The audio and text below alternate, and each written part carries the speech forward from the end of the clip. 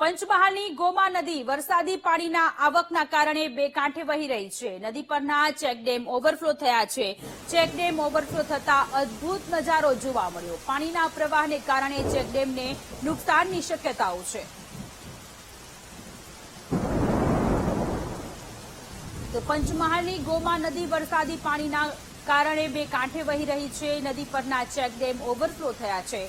Check dam overflow થતા અદ્ભુત દ્રશ્યો અત્યારે ગોમા નદી કાંઠાના જોવા મળી રહ્યા છે. પાણીના પ્રવાહના કારણે ચેકડેમને નુકસાન થાય તેવી પણ અત્યારે શક્યતાઓ વ્યક્ત કરવામાં આવી છે. ત્યારે તંત્ર દ્વારા પણ ગોમા નદીના કિનારે લોકોને ન જવા માટેની સલાહ સૂચન આપવામાં આવી.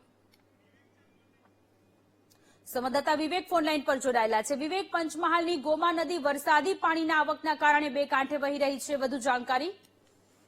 જી ચોક્કસથી વાત કરીએ તો ઉપરવાસના વરસાદને કારણે ગોમા નદીમાં પાણી આવે છે, જે કે સુરેલી ગામનો જે ચેકડેમ છે ચેકડેમ ઓવરફ્લો થઈ રહ્યો છે. હાલ જોવા જઈએ તો તંત્ર દ્વારા આજુબાજુના ગામ લોકોને એલર્ટ પણ કરી દેવામાં આવે છે કે ઉપરવાસના વરસાદને કારણે જો કોઈ ગતિવિધિ થાય તો નદી ન ખેડવા માટે આહવાન કર્યું છે, કારણ કે વધુ પ્રવાહને કારણે જાનહાનિ અને ઢોરોને પણ નુકસાન થઈ શકે એવી શક્યતાને લઈને તંત્ર દ્વારા પણ એલર્ટ કરી દેવામાં આવ્યા છે. જી વિવેક, આભાર તમામ વિગતો માટે.